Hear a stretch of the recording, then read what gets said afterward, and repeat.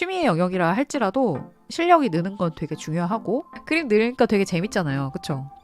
친구를 아주 작게 놓고 생각을 해보는 거죠. 공부를 뭘 해야 될지 모르겠다거나 공부를 하다가 이게 맞게 하고 있는지 모르겠어요 라고 이제 질문을 하시는 대부분의 분들이 뭐냐면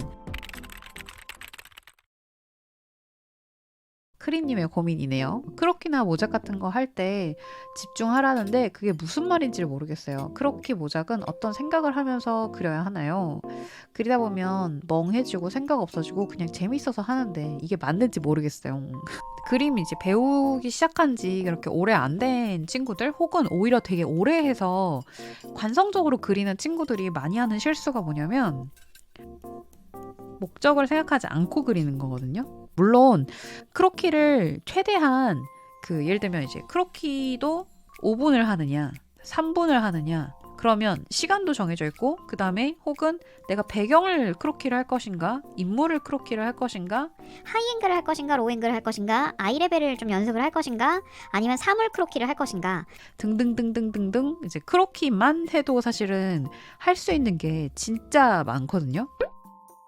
드로잉 하시는 분들, 그러니까 그림 잘 하시는 분들이 꼭 얘기하는 게 드로잉을 많이 해야 된다, 뭐 크로키를 많이 해야 된다 이런 얘기를 되게 많이 하셨을 텐데 아마 대체로 크로키 많이 해라, 일단 많이 그려라 이런 얘기 진짜 많이 하셨을 거예요. 근데 그게 왜 그러냐면 무슨 그림 공부를 하든지 간에 크로키는 늘 항상 옆에 사이드 메뉴 같은 느낌이 좀 있어요. 어떤 드로잉 공부가 이렇게 막 이렇게 메인 애들이 메인 디시처럼 막 이렇게 있어요. 그러면 여기 사이에서도 이렇게 눈에 띄는 이 크로키라는 녀석이 있단 말이에요. 그림을 그리다 보면 멍해져요 라고 얘기를 했잖아요. 그림의 목적과 그 다음에 이거에서 내가 내야 할 그림의 퀄리티나 그러면 그 퀄리티를 내는데 가장 중점적으로 생각해야 되는 부분은 무엇인가 이런 부분들을 계속 고민을 하다 보면 사실 멍해질 타이밍이 없거든요. 이 크로키를 할 때도 시간을 꼭 정해놓고 하는 크로키를 추천을 하는 이유가 목적성 때문이거든요. 만약에 이제 인물 크로키를 해야 한다. 인물 크로키를 해야 된다. 그러면 여기서 30초 크로키를 하면 우리가 얻을 수 있는 게 뭐가 있을까요?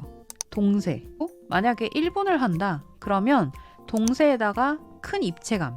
이렇게 갈 수 있을 거고 만약에 이제 5분 크로키를 한다. 그러면 여기서 조금 더 간단한 도형화 정도는 해볼 수 있겠죠. 그래서 이런 식으로 시간에 따라서도 내가 얻어갈 수 있는 포인트가 달라지거든요.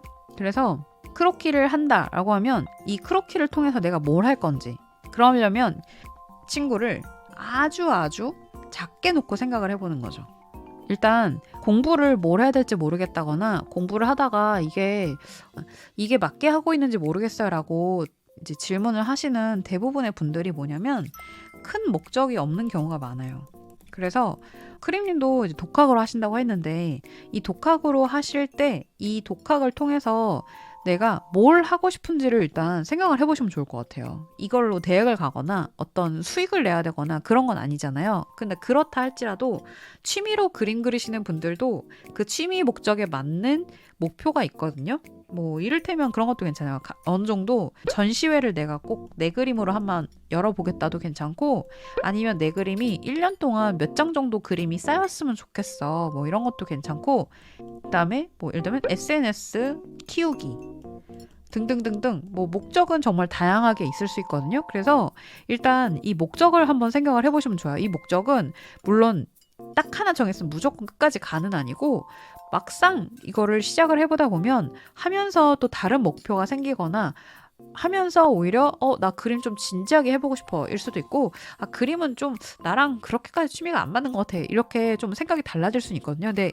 그렇다 할지라도 일단은 큰 목적을 좀 세워두시고 그 목적에 맞게 세분화된 이런 크로키를 할 건지 드로잉에 한 20분짜리 드로잉 면 크로키를 할 건지 아니면 모작을 한다고 해도 컬러 모작을 할 건지 선화 모작을 할 건지 이런 것들이 좀 달라질 수 있거든요. 그래서 이제 멍해진다라고 아까 이제 크림님이 얘기하셨는데 내가 뭘 하고 싶은지가 좀 정해져 있지 않은 게 제일 큰 것 같아요. 그래서 일단 그 목표를 좀 정해보시면 좋고 그 목표가 혹시 있으시면 얘기를 해주시면 거기에 맞게 제가 좀 플랜을 좀 같이 짜드릴게요.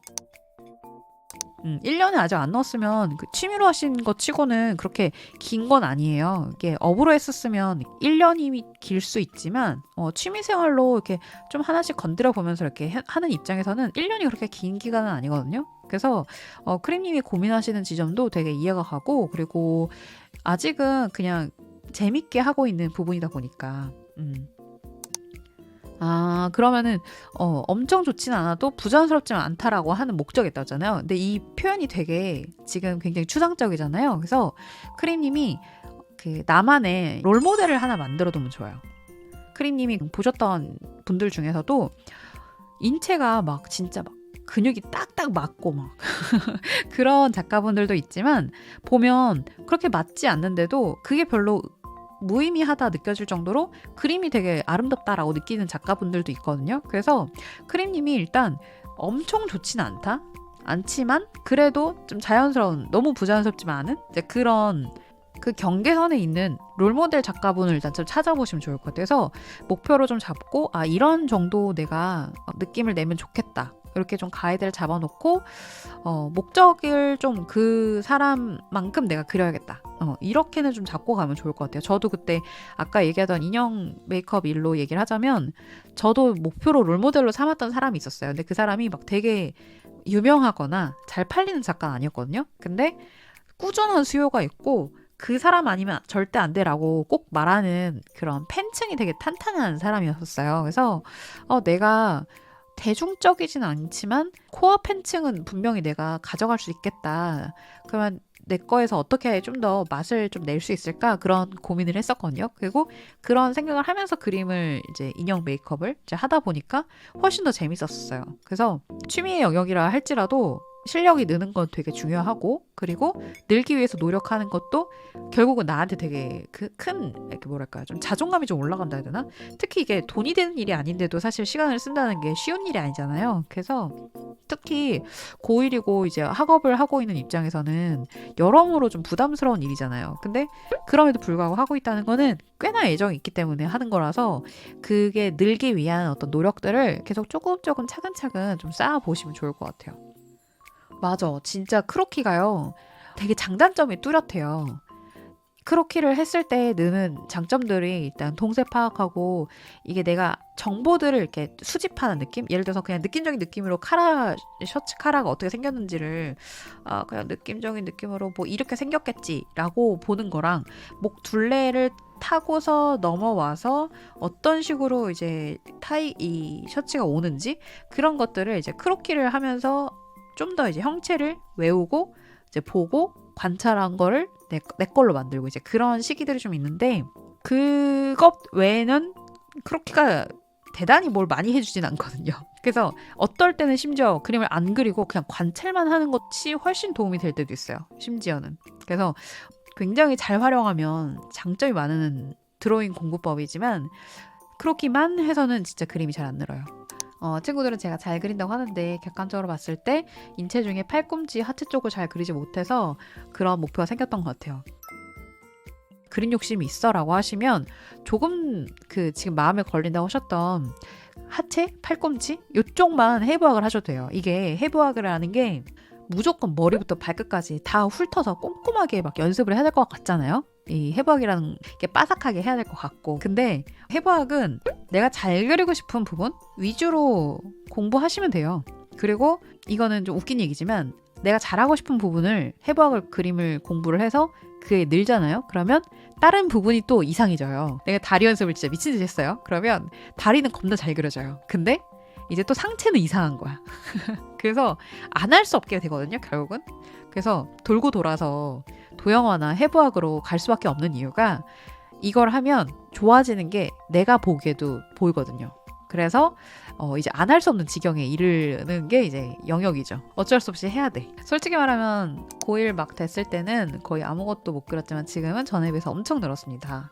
제가 말하긴 뭐하지만 근데 본인이 그렇게 자기가 는 부분에 대해서 자랑스럽게 얘기하는 건 전 되게 멋있는 일이라고 봐요. 도형을 하고 있어요. 그럼 이제 슬슬 해부학도 건드리셔야겠네. 크림님 해부학 하셔야겠네. 어쩔 수 없네. 이렇게 결국 해부학을 하는 답으로 가게 되네요. 그림 늘으니까 되게 재밌잖아요. 그쵸? 크림님도 답답한 거예요. 분명히 내가 늘긴 늘었어. 한 1년 전에 비해서 꾸준히 그래도 하다 보니까 친구들이 보기에도 늘었지만 내가 보기에도 늘었어. 그래서 그러니까 도영아도 하니까 또 막 늘었어. 좀 느니까 좋은데? 재밌네? 근데 이제 이걸로 좀 한계가 있네. 사실 해부학을 할 때가 된 것 같은데 해부학은 내가 입시생도 아니고 굳이 해부학까지 해야 되나 생각을 하시지 않았을까. 제 추측입니다만. 전국을 찔렸습니까?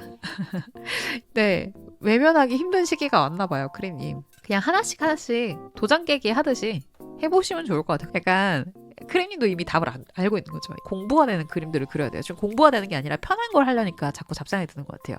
지금 얘기를 계속 나눠보다 보니까. 크림님 그만 외면하시고 해부학을 하세요. 해부학이랑 도영아. 도영아는 지금 하면서 자꾸 딴 생각 안 들죠. 내가 했을 때 졸리잖아요? 그러면 그거 별로 안 힘들다는 소리거든요? 뇌가 미친 듯이 돌아가고 있으면 열이 오르듯이 두통이 오거나 그럴 수는 있거든요. 근데 졸릴 수는 없어요. 그래서 인물로 한다고 하면 좀 더 이제 도형화나 아니면 구조적인 이제 해석이 있는 드로잉들을 좀 많이 해보시면 좋을 것 같아요. 근데 디테일하게 안 하셔도 돼요. 막 속근육 이런 건 안 하셔도 되고 디테일하게 안 해도 돼요. 추천드리는 게 이제 김나키 그 인체 드로잉 책이 제일 괜찮더라고요. 그래서 공부 한번 해보시면 좋을 것 같아요. 그만 외면하시고